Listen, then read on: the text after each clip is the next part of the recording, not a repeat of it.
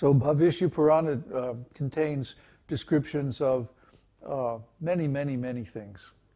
Prabhupada used to quote from it often, but it's very mysterious. It has not been translated into English, at least not by anyone who's authorized, anyone who's knowledgeable. So, Bhavishya, what will be? Huh? Bhavishya, Bhavishya. So the next section is serving the deity with great devotion. It is said in the Adi Purana, a person who is constantly engaged in chanting the holy name and who feels transcendental pleasure being engaged in devotional service is certainly awarded the facilities of devotional service and is never given just mukti, liberation. Mukti means liberation from material contamination. When liberated, one does not have to take birth again in the material world. The impersonalists desire to merge into the spiritual existence, to end their individual existence. But according to Srimad Bhagavatam, mukti is only the beginning of one's becoming situated in his normal condition. The normal condition of every living entity is to be engaged in the devotional service of the Lord. From the statement of the Adi Purana, it appears that a devotee is satisfied simply with being engaged in devotional service. He does not aspire for any liberation from material conditional life. In other words, anyone who is engaged in devotional service is not in the material condition of life, although he may appear so. This is very important. You think that we are in material bodies and we're stuck here in the material world just like ordinary living entities? No, no. No, because we're constantly in touch with the Lord through His holy name. See, this association of the holy name gives us actually the Lord's personal company. And this is so nice, that mukti, again, it becomes insignificant. Why? Because a devotee who's engaged in devotional service is already liberated. Why should we desire mukti when we already have mukti? Mukti is nothing. It's just the beginning of engaging in devotional service, because to engage in devotional service, you have to be on the spiritual platform. So if you're engaged in devotional service, you're automatically liberated. There's no need to strive separately for liberation.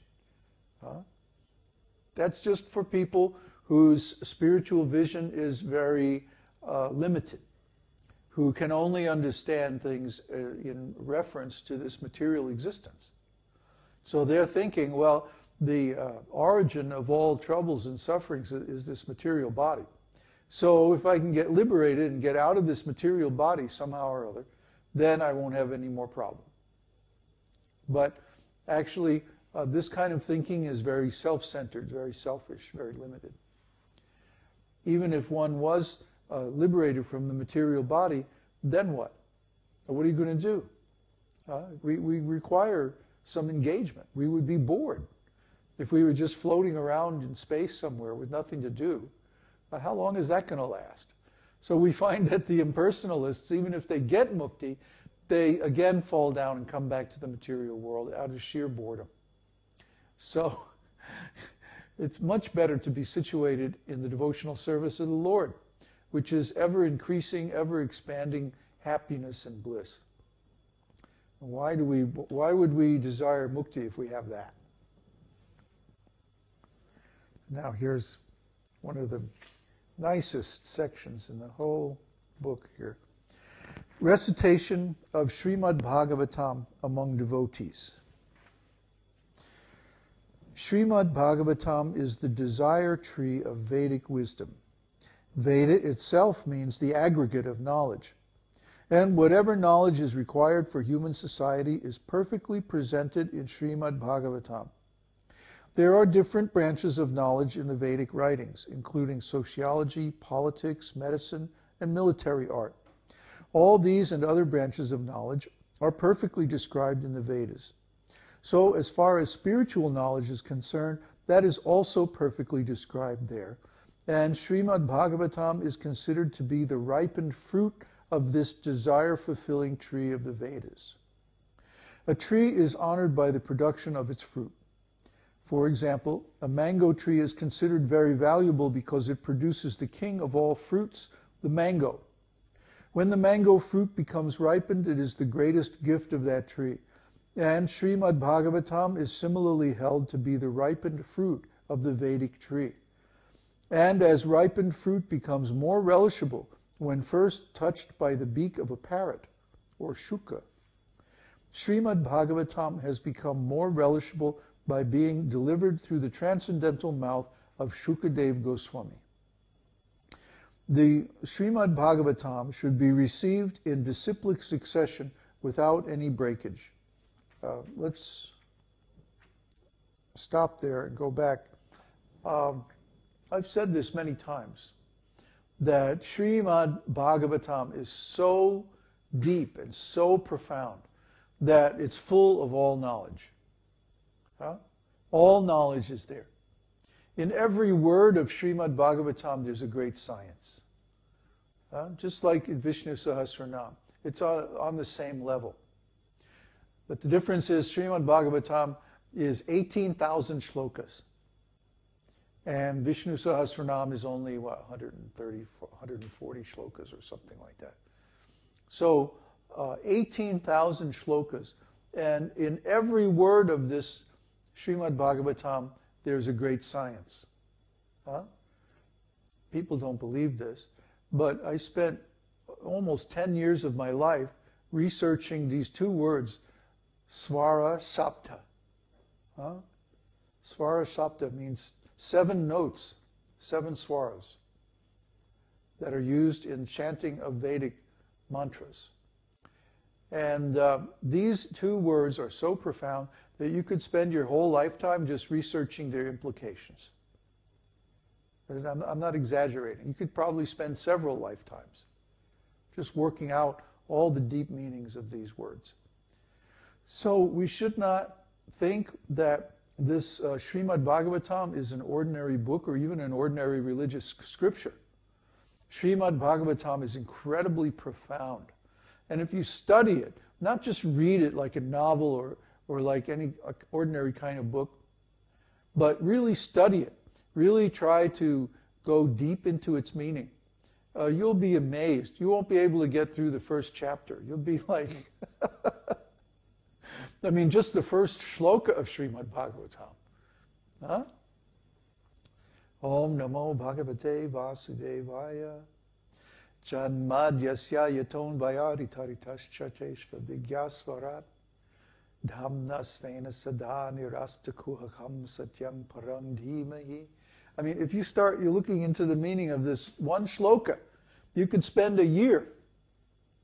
What was it?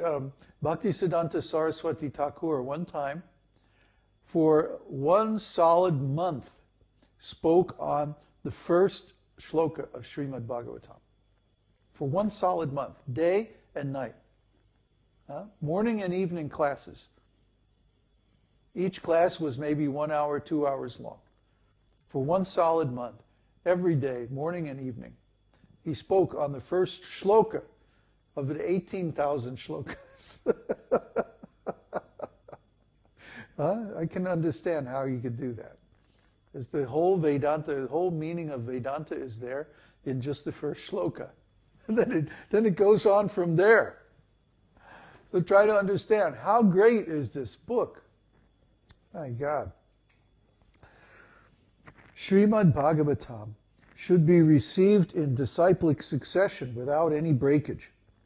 When a ripened fruit comes from the upper part of the tree onto the ground, by the process of being handed down from a higher branch to a lower branch by persons in the tree, the fruit does not break. Srimad Bhagavatam, when received in the parampara system or disciplic succession, will likewise remain unbroken.